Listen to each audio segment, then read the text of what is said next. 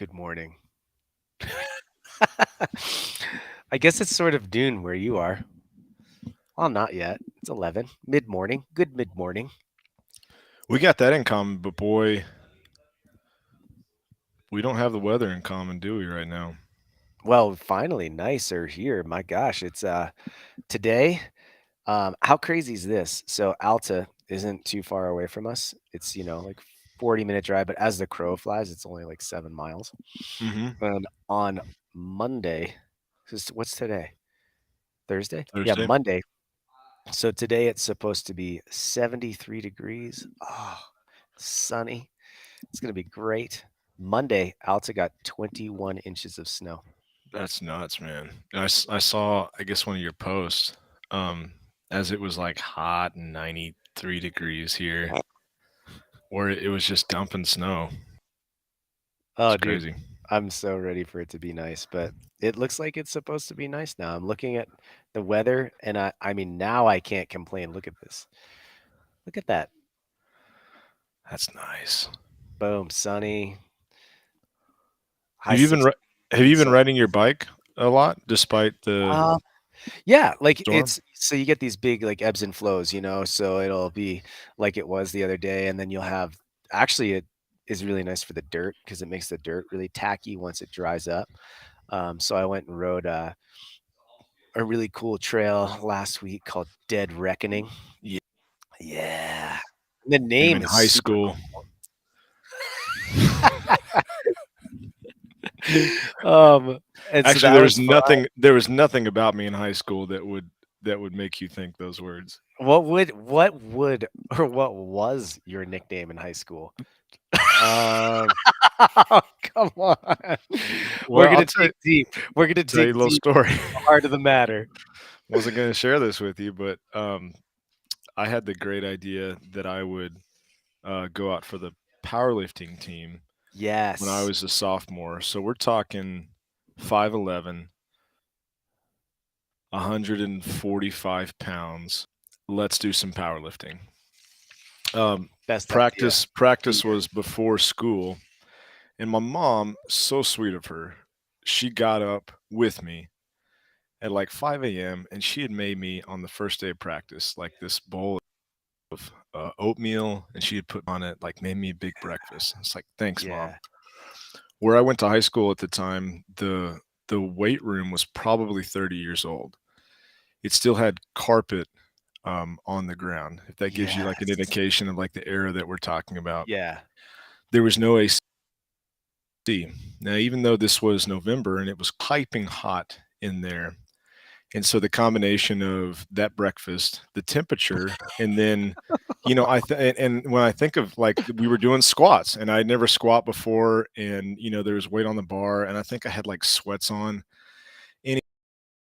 Anyways, I got nauseous, and I went into the varsity had carpet, and I just threw up everywhere. And so for I think the first couple of years of high school, my nickname was Ralph because of that. So Oh my not a great gosh. started lifting weights. Oh. That was my first experience ever lifting weights. It was like Oh a my very gosh. Have you terrible had to, like, experience. lay down on a couch and talk to people about that for the past 15 years? Honestly, that experience is probably one of the reasons that I'm still doing what it is I'm doing. Like I have such a chip Yeah. on my shoulder and such an insecurity about that. It's like, man, I've got to figure this out. Okay, but tell me this, because those of you guys that don't know, Spencer's not a small man. You're a big dude. What are you, 6'1", 6'2", 6'1", 6'1", like 220? 222 as of last week. That's big, right? That's a big difference between 5'11", 145. So do you bump into kids from that era and they're like, "You're Ralph." Come on. Come on. Please tell me yes. And they're like, "Oh my gosh, like, forgive me, Spencer. Forgive me, Mr. Nix." Has there ever been one of those? I, because I'm not, in the same town that I grew up in, I haven't seen, honestly, I haven't seen very many people since I graduated from high school, but I did see one. This was several years, and this is in our hometown, and I just remember him looking at me, and he's like, "What happened to you?"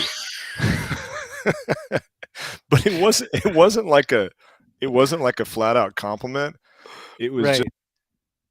like it was confusion because of just I guess different he remembered me being. And I mean, Yeah. to his credit, I mean that does seem like just a different person at the time. What a great What happened to story. you? What a great story. I love it. And I think it's actually like a perfect segue for what we're going to talk about today because I have been thinking recently, um, and maybe I've got a chip on my shoulder We with some probably of all just do. like, Yeah. yeah, right, a little bit of that. I've been thinking recently about, this method that we love and also just this idea that if I'm having the same conversation with people that I had 15 years ago about here's this great method and here's how you implement it, here's how you do it, and it sounds exactly the same over 15 years and nothing has changed or evolved, I feel like that's not something I really am interested in, and like people change, they evolve, right? And that just like you're a different probably like from when you were Ralph to now Mr. Nix, like really different person, right?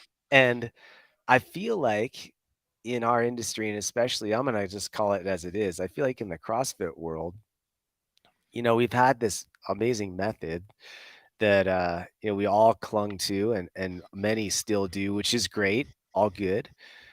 But there's been really no reevaluation of, hey, what does this thing really look like? And in a positive way. I mean this in like Hmm. not a critical, like, oh, this isn't working, but hey, here are the things, the foundation of what we do that really is working well. And hey, if the goal is to increase work capacity across broad fundamental domains, how can we do that better? What can we do to improve that? Or how can we do that over a lifespan, like we talked about last week and the week before? What's that look like? And I feel like the conversations that I hear, and this is not a knock, it's just an observation, I feel like they're all the same. I feel like it's just, here's the question on, well, how do I keep seeing PRs if I've been training for 10 years? And well, how do I scale if I just have a set of dumbbells? And well, what do I do if you know, it's just like if I have to work out 6 days in a row, like how do I fit that in? And I feel like it's just the same repeating conversation, sort of packaged a little bit differently, and I'm Hmm. just not interested in it. Why is that, do you think? When you said like, "Hey, if this is 15 years later and nothing's changed, I don't be that excited about it." Why do you think that is? That's a good question. I don't know if it's either that maybe it's because 'cause I'm at that crossroads, and I think I'm at a period in my life where I've been doing it for that long, and I don't see PRs all the time, and I'm completely fine with that, and in fact, I don't expect to see those. I'm not interested in testing benchmarks and, comparing my back squat to what it used to be and adding 10 pounds to my clean and jerk. I'm just not interested in that, and I wonder if this is gonna sound so bad. Say it. I wonder if because of my experience, if most people are behind that curve and they're still able to see those things, but the writing's on the wall that there's a time and a day where those won't be there and they won't matter. And if that's all we're hanging our hat on to evaluate if this is a productive program, then I think we're kind of missing the point.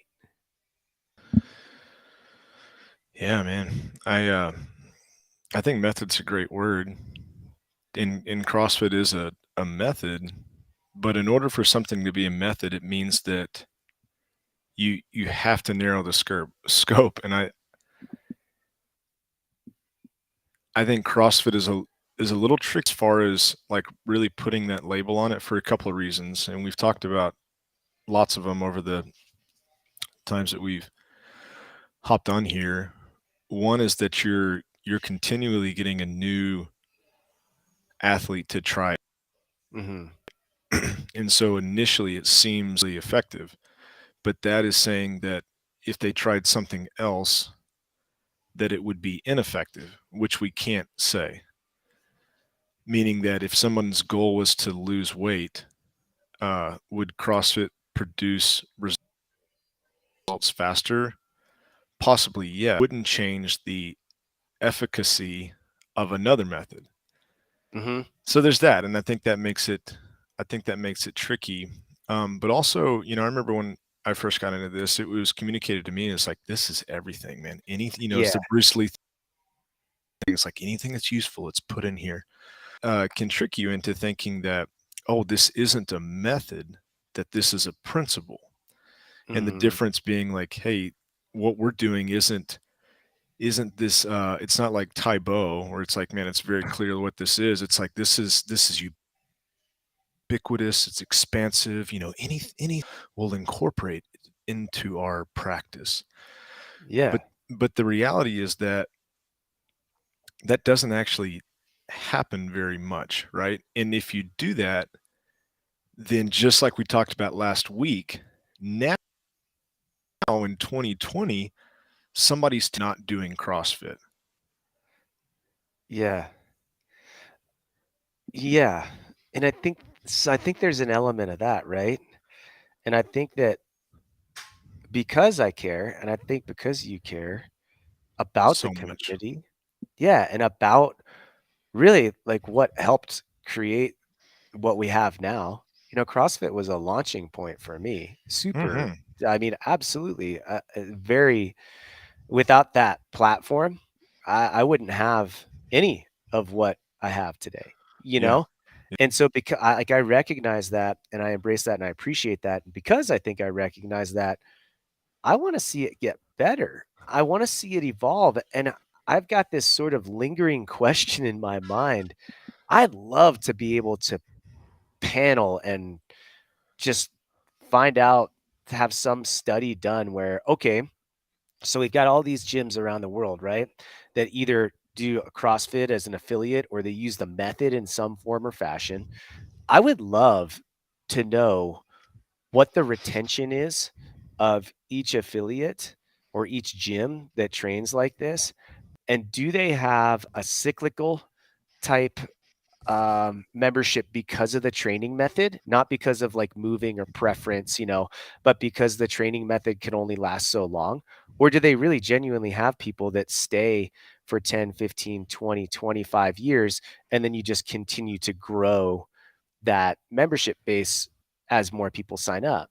Um, and my Mhm. assumption is that it's the first, it's not the latter. My assumption is that because of the training method, and I will say this, like how each owner approaches that's a massive part of it, right? Because it can be approached in a Mhm. variety of different ways. But my assumption at this point is that it's more of a cyclical thing, right? Where people go through it for a certain amount of time and feel like it's either too much, they're not getting the result that they want. They want to experience some other training program, like fill in the blank, right? But if the whole purpose is us for have to have this, we're the jack of all trades, the master of none. We give you this big base of GPP. Anybody can do it. You can walk in the door off the street and I can teach you this. You can do it when you're 80. Like if that's like what's actually supposed to happen, I just don't know that we're seeing that happen. So is there a better approach for us to say, hey, here are these principles that we know work really well, but here's how we can start to think about um, modifying, customizing, changing the way that we approach workouts, changing the way that we approach movement patterns, letting go of benchmarks and intensity being the end all be all of the success of the program. Mhm. Um, I just get so, I don't know, man. I feel like it's smoke and mirrors. You know what I mean? Like, hey, I PR'd this workout and it's been 6 months and I haven't done it, and like this is really working. Like, well, like what was your previous training experience? And like what was the workout and how'd you feel Mhm. that day? And how'd you sleep this week? And what was your nutrition like? And like there's so many things that go into this that I think it's just easy to get stuck in the trap of like, well, this clearly is working great for now until.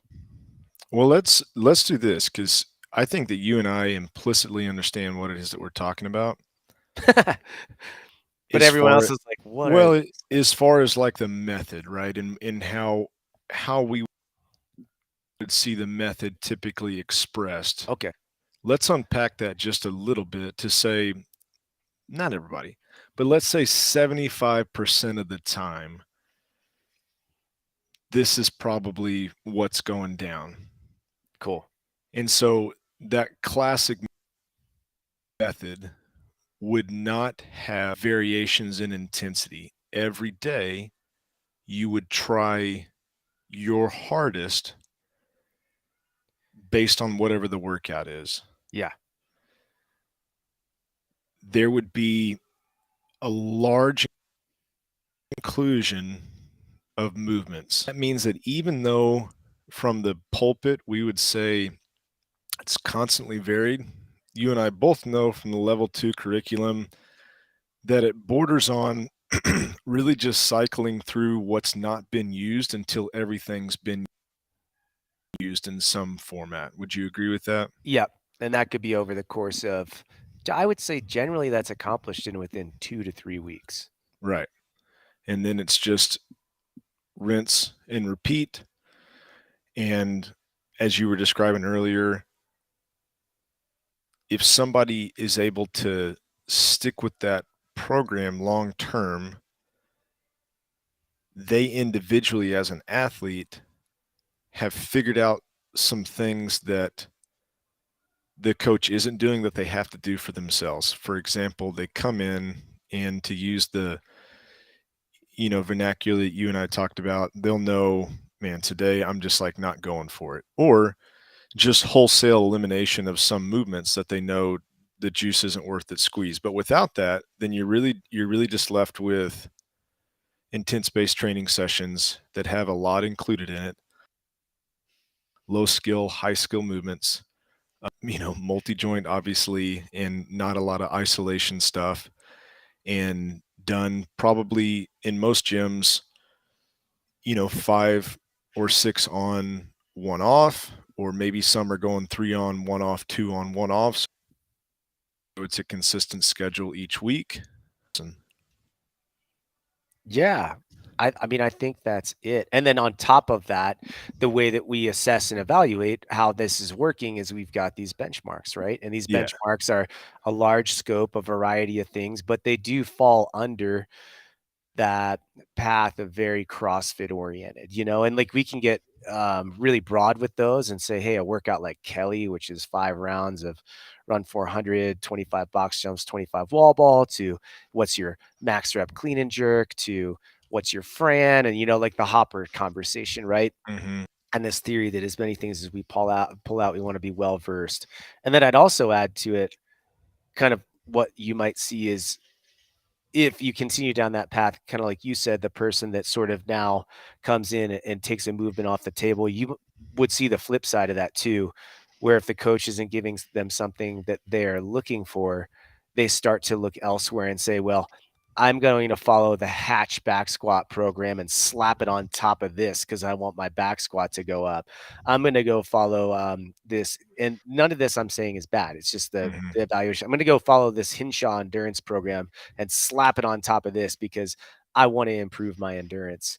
Um, and so I think that's a really common thing is that you see that kind of hub like you talked about, and then sort of these spokes come off of it, but that are still very much within that world of what's the ultimate goal is to be better at this like high intensity workout stuff and be able to sling some heavy weight around. And maybe to, because I feel like, okay, based on that methodology, there's all of these ways that an athlete might respond long term. And we could just maybe sum that up that it's the charge of the athlete individually to figure out how they'll try to like customize this themselves. Yeah, for and like we said, not all, but I would say most facilities are probably like that. Yeah, Yeah. and like most just workout approaches, most online programs, right? The what I do included, it's like, my gosh, it's how do you customize for a large group of people like that? We're Hmm. trying to take a step in that direction, but um, I It's not easy.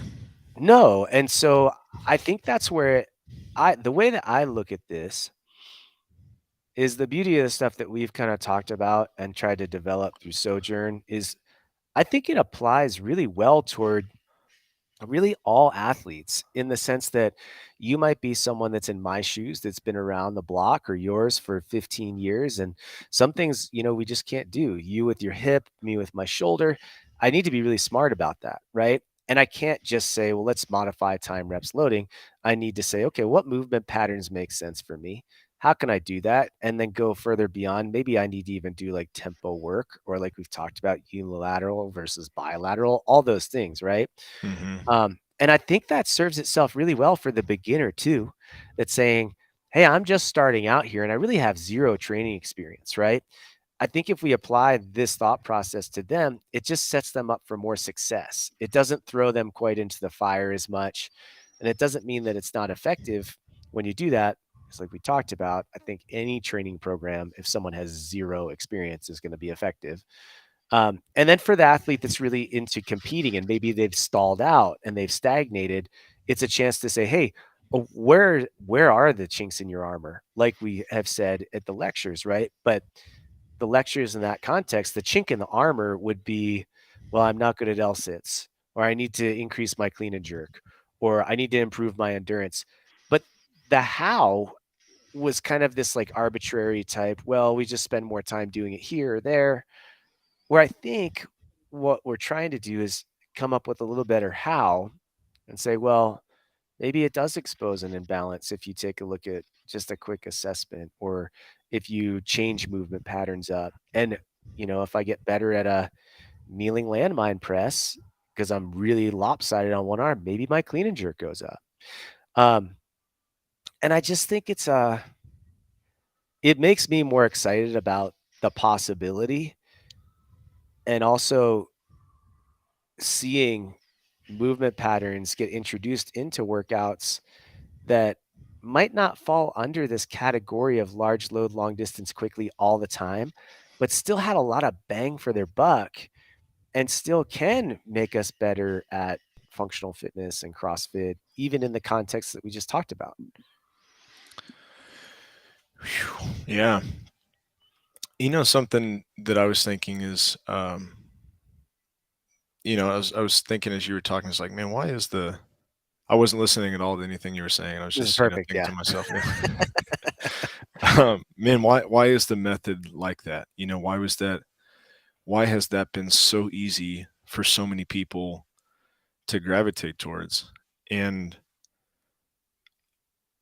what do you think the answer is to that? That thing we just described. It's like, hey, this, a lot of gyms you go in like this. Why do you think that is? I think it's two things.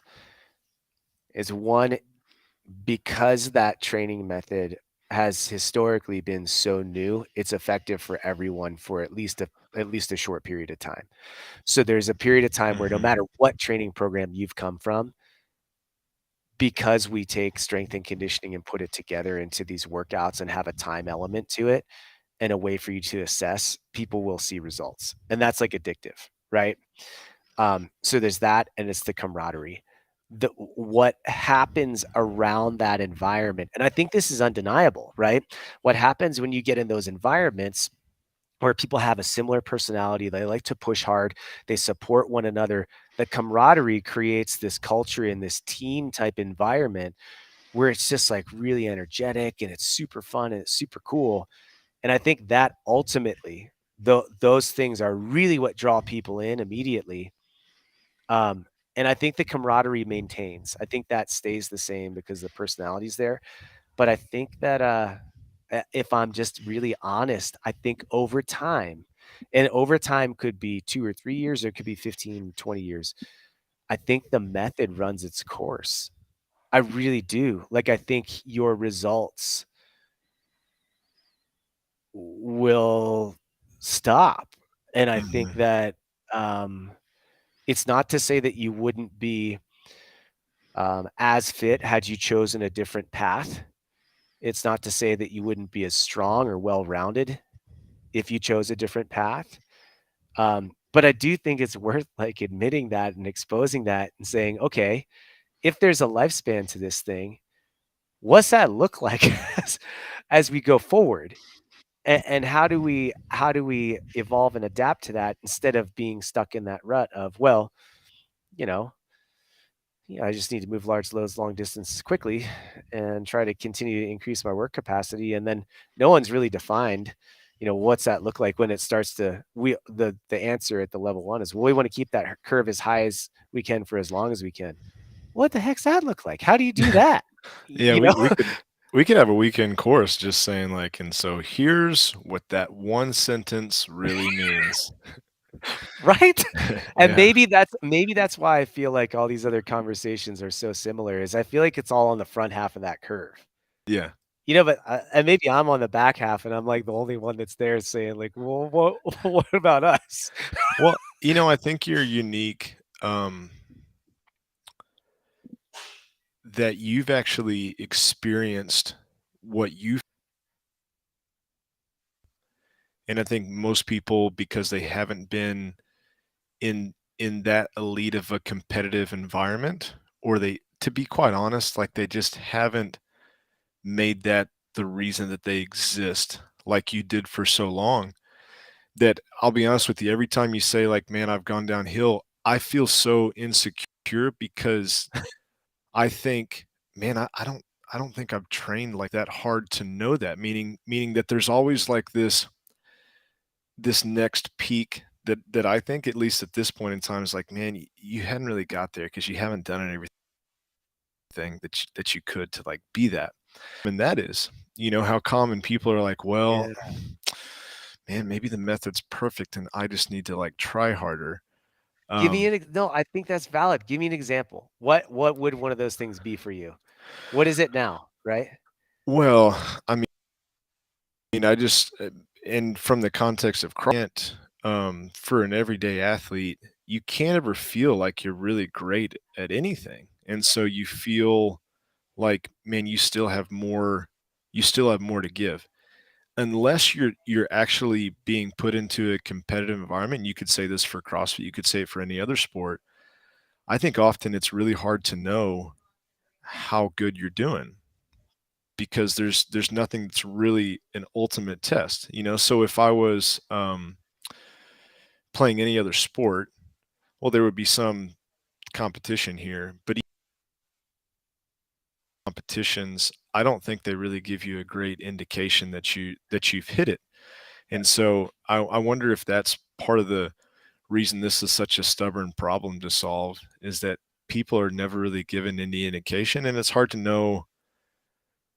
I mean, I think you would say that because you just knew everything that went into there and you did it for so long and you saw how you stacked up, and that gave you great confidence to say like, man, that was pretty much it for me. Anything more, I think I would, I'm dead. Yeah. But for the rest of us mere mortals, I bet there's always that kind of lingering thought. Um, so that's just thought. But That's a good point, though. there's a couple things that I think I'm really thankful for. One, if this whole thing had been presented to me as what's actually necessary to train people long term, I would have been overwhelmed.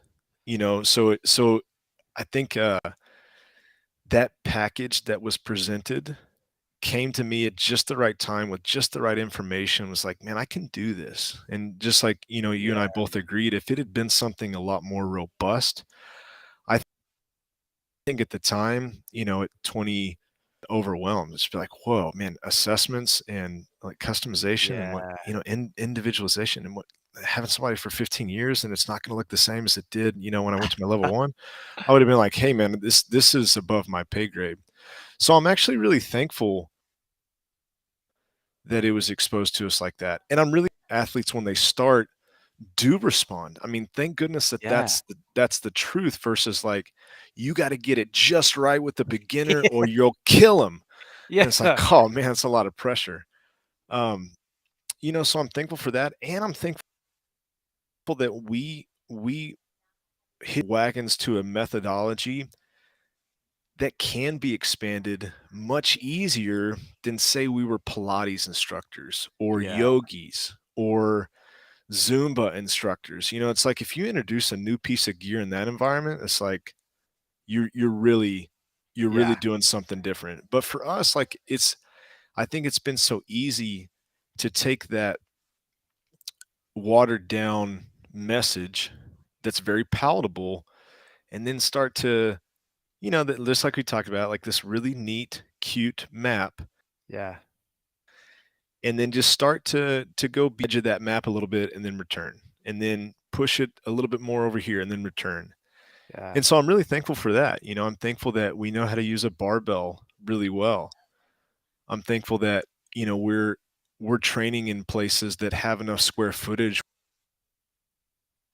we can do some different things. So if anybody listens to this, it's that that foundation is not going to last 15 years. It's not. But it's a great place to start. It's a great Yeah. place to start. Totally. And even like um for a huge population, depending on their previous training experience, right? Like that can go beyond age and previous training experience and all these other demographics to where it can still be like a really effective starting point for a huge part of the population. Um, but I just think it's so worth and so needed personally, um, to just own up that, hey, this can be the starting point, right? But how Mhm. how how do we play this out over time, and what's it look like? And have some people take the step out and try to evolve it, try to make it better in those senses that I don't feel like I would be underserving people as they go through that journey on their own of, gosh, I don't know if I can do this anymore. I don't know if I want to. I still want to be here. And I still want to Mhm. be a part of this. And I still believe in a lot of these things, but some of these things just don't, jive with what I want. And um at our gym, I guess you could take two approaches, right? You could say, well, hey, that's just not what we do. Like, well, if you're looking to go run that marathon this summer, maybe you should go somewhere else. You could totally take that approach and just Mhm. be like, "Hey, this is the scope of our training and this is what we do." But I think, that also misses like the heart of what it was originally intended for. And maybe Yeah. that's why I care, is that it's, if there's a way to serve that clientele and to serve the one that's brand new and to serve the one that's, it, lots of experience, if there's a better way to serve them, gosh, I wanna be a part of that. Man, amen. And so, if here's what I'm thinking. If we kind of described like, okay, here's what this method looks like, and methods are many, principles are few. What do you maybe we could take this one or two directions. We could say, what are some of the principles that come to mind that this method is based on? So when you do need to tweak it, this is what you come back to figure out what's next. Or we could even this is a great starting point, but here's what needs to be um scaffolded. Is that a word? Sure, It's built upon? built, yeah, built upon. It's like, hey, here's the next layer, and if you could have this, it would allow you to take care of somebody a lot longer, if if that makes sense. I guess they're Think kind of so. both the same. Yeah. Yeah. So I think the question then becomes, correct me if I'm wrong, like here's the starting point, right? And here are these principles that we'll always be able to come back to, but how might it look different? So for me, the principles that I come back to that I think are like undeniably valuable um, is yes, working out hard with intensity works. Um, I do believe that. And I just think we have to be able to earn the right for that. Yeah. Hmm. So that principle I think remains true. The frequency of it is where it can look different. And I think that's going to depend on every single athlete, right? So I do believe intensity works. The frequency of it's going to be different. Um, I think compound movements and this concept of moving large loads long distances like quickly starts to add the intensity thing in. I do think compound movements are, you can't argue the bang for the buck there and the value that it gives you for just capacity in everyday life or increased sports performance. Um, so I think those movements are great. Um, and then I guess what that would look like in the next evolution is understanding what movements of those are appropriate for you and the fact that some of them may not give you what you want and that's okay and you don't have to feel obligated to do them and others might require some more variation, right? And then the third thing I think that I lean on with like the principle is this idea of variance. I do think variety is super important. I think part of it's just because it's part of what keeps me entertained to be able to train for a long time. But I do think that giving ourselves a really well-rounded base of fitness relies or leans heavily on variance. But what that looks like, if we were to build upon that, I think is a much broader scope than we think. Like we just talked about, it's sort of, there's only so many times we can wash, rinse, repeat and do the same thing in regards to movements, couplets, triplets. Yes, there's variance there, right? But if we take a larger view of that, like a macro view, the time, the way that we couple movements, the intensity, it all starts to kind of feel the same, right? So the variance, I think, starts to become experience. Well, how do I apply this and use this as a way to train? And maybe that is going for that trail run, or maybe that is learning this new sport, like we've talked about a million times. But I think the variance goes far outside the scope of the walls of the gym and starts to incorporate more of what I would call like athleticism. Hmm. But those are like the three things that I think of, and then how to build upon it. Yeah. So variance, multi joint movements, And and then was intensity. just yeah the keeping intensity. And when you said earning the right, what do you mean by that? Like unpack that just a little bit. I think that just like you would hear at level one, like intensity is relative, right? So respecting that and what that looks like for an individual is really important. Um, and not assigning like a specific intensity to people. I also think that depending on where someone is in their journey in regards to training and how invested they are in it, what their goals are out of it, the frequency of back to back intensity days needs to vary. Um, some people need less so that they can work out with intensity 1 or 2 times a week. Other people might be able to work out with intensity 4 or 5 times per week, but need 1 or 2 days where it's lower intensity. And there's so much that goes into that. Hmm. But I think that's a really good step in the direction instead of slapping this label on, like you said earlier, hey, Spencer, we're going to light our hair on fire again today. You need to Hmm. go as hard as you can. And like, well, the benchmark, it says Fran, so you need to try to PR today. And if you don't, things aren't working. It's like, well, I don't buy that. You know, I like to work out with intensity, but I have to be smart about the rest of my week so I can do that 2 times a week probably is like my limit, maybe 3 on a good week. Hmm. Like I still work out hard. I still work hard, but I mean rarely do I do what I used to do on a daily basis. I used to pour my heart and soul into these things. Like I mean, obliterate myself every day. And now I just work hard. And if things get like really uncomfortable, I'll see how I feel. I'll be like, okay, I'm gonna back off. I'm gonna slow down, lighten the weight. And other days I'll be like, okay, well, yeah, I'm good. I wanna flip the switch and see the white light. But I have to earn that. I can't just do that every day. Hmm. Yeah, man. What about you? Principles. You got any principles from the original method that are just like, you know, the foundation, the bedrock, the black and white, they always remain. Well, there, like the genie says in Aladdin, there's a few provisos that I would like to like add to that. So like clarifications. Um, One I was thinking, and this is a principle that should be applied upon conservatory functional movements at high intensity, is that everyone's an individual, and so that method, but you have to apply it on an individual basis.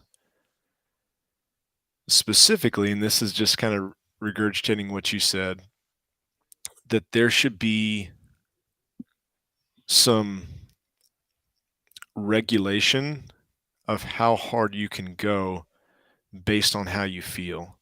So I'll give like an example Yeah. of how we've messed that up in the past and then how we're doing it now. Yeah, it's great. You have a 5x5 back squat that needs to be performed at max.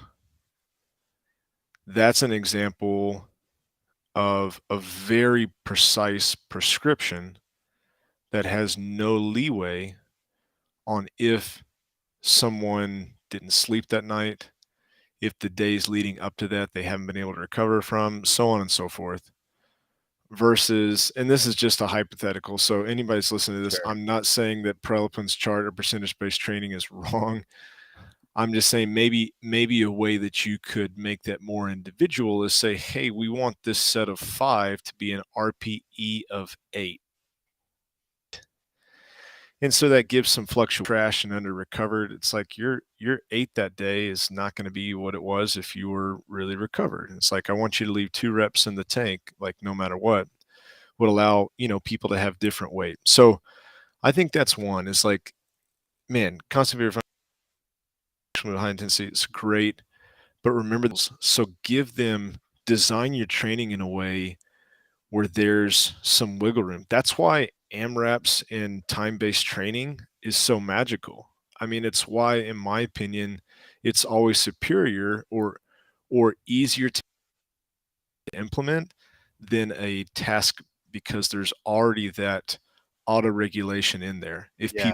if people are smart. So I think that's a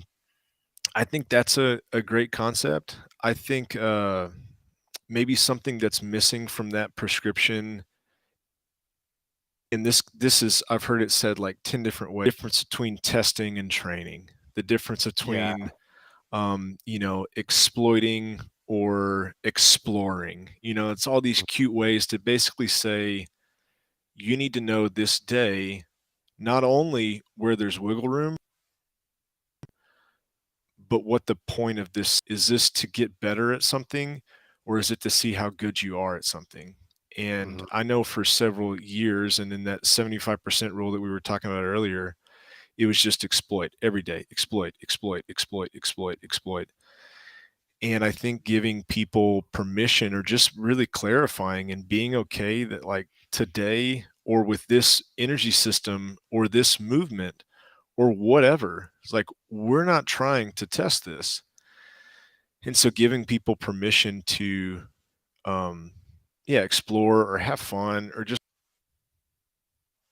that those aren't very popular, but it's our fault they're not very popular.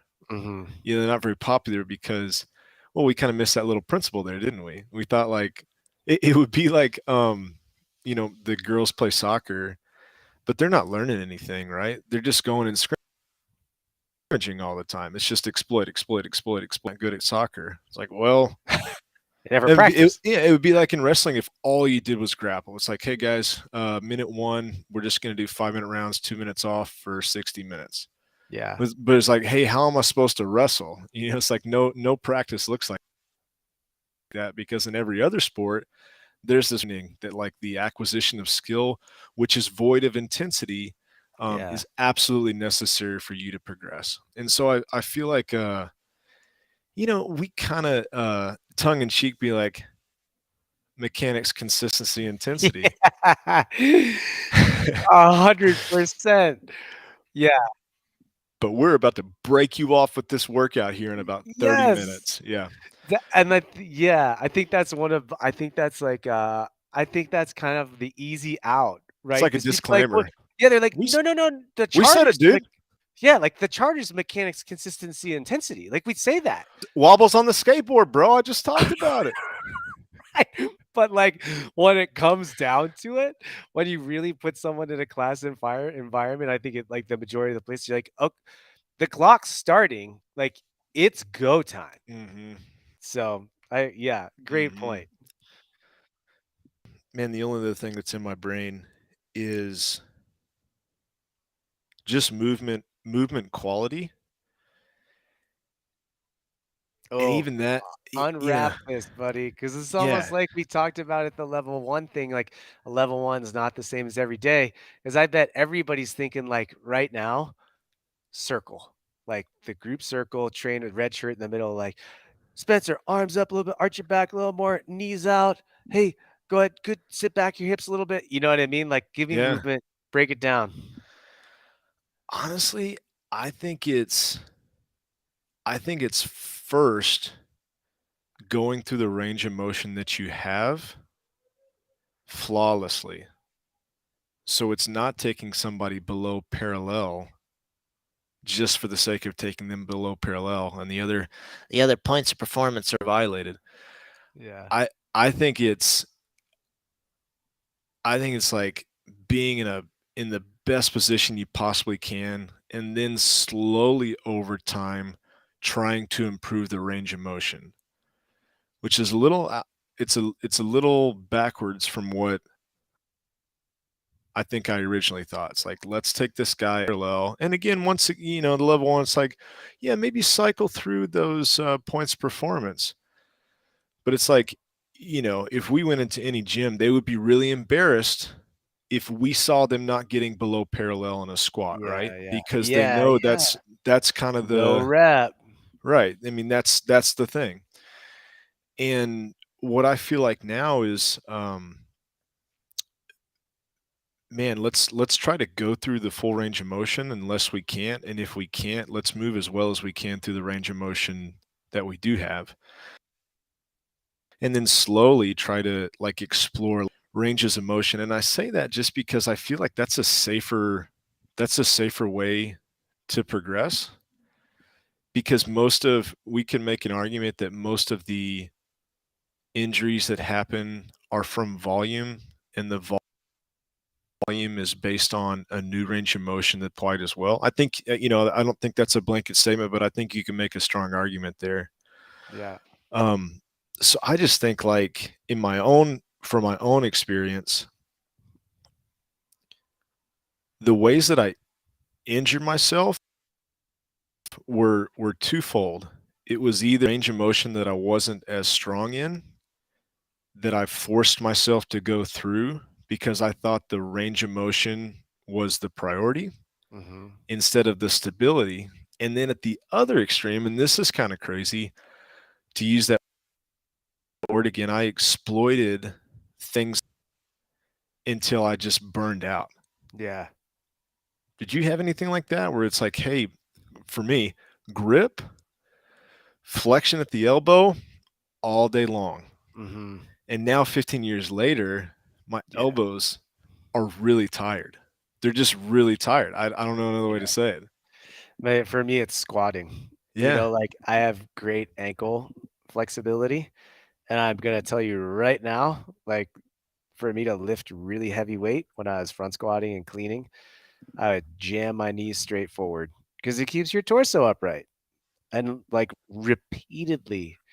And now I got to be really careful because I get achy knees, you Mm-hmm. know? Um, Mm-hmm.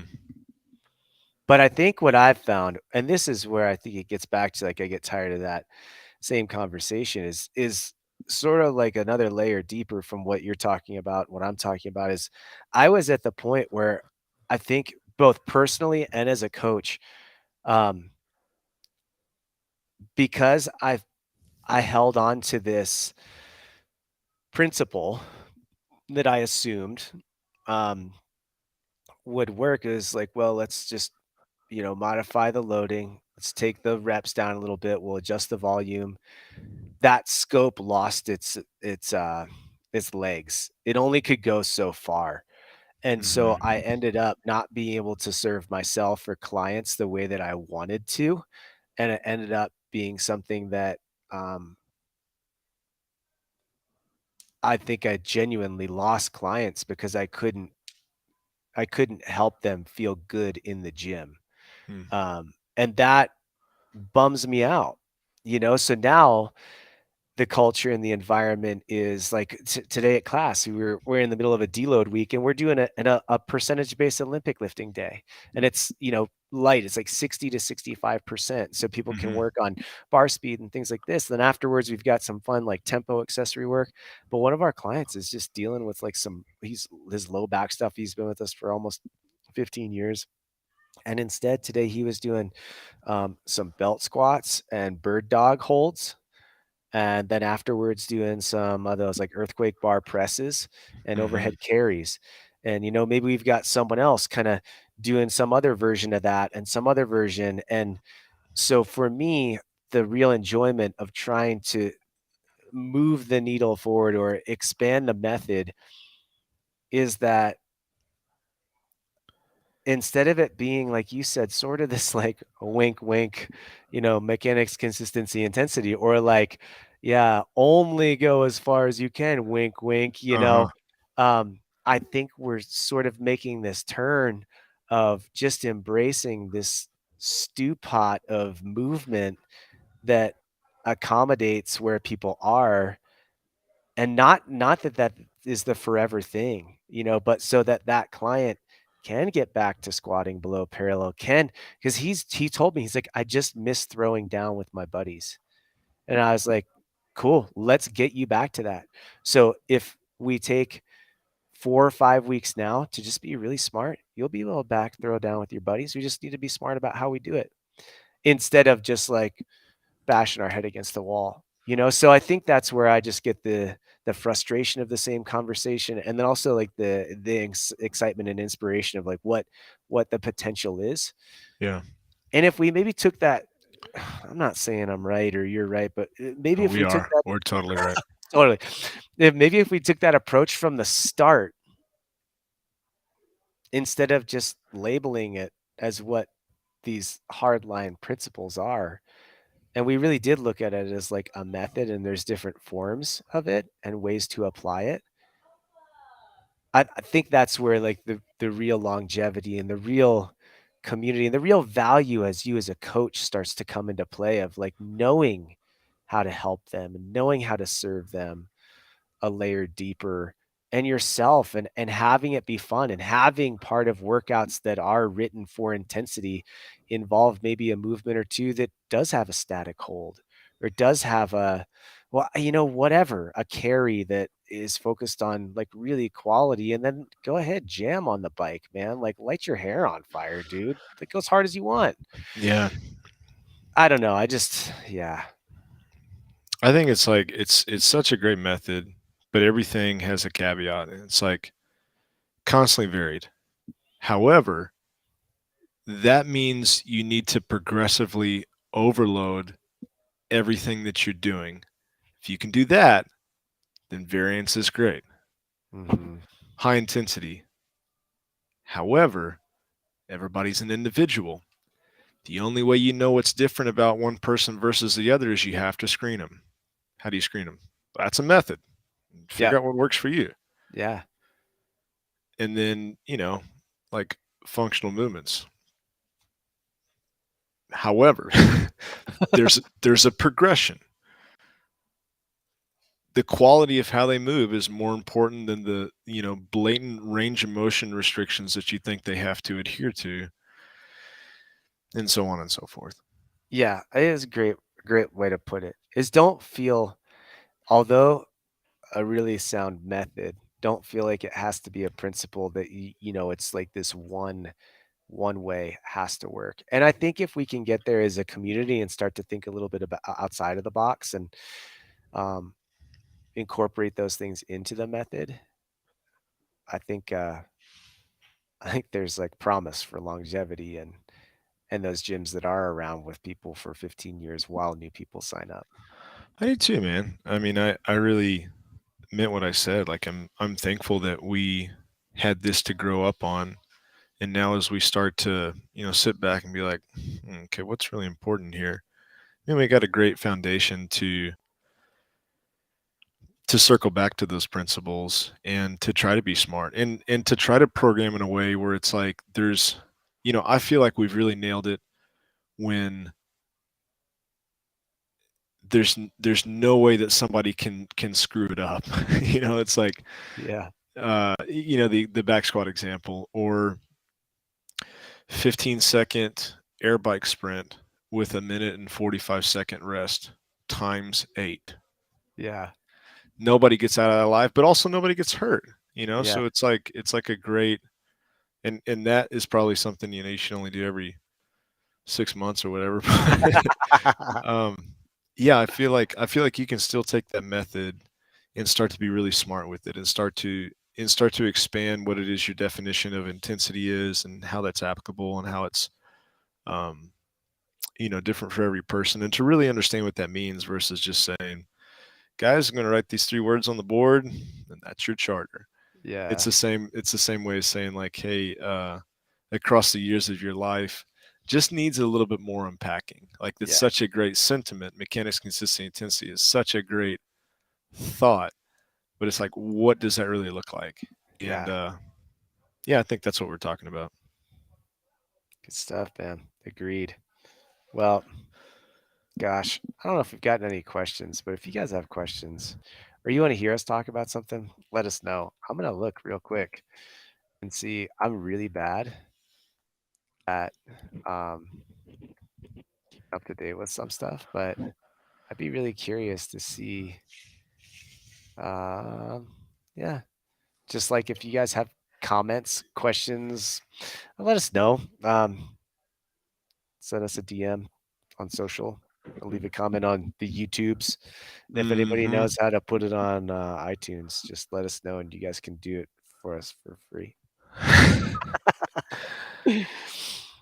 All right, man. Well, pleasure chatting with you, Chris.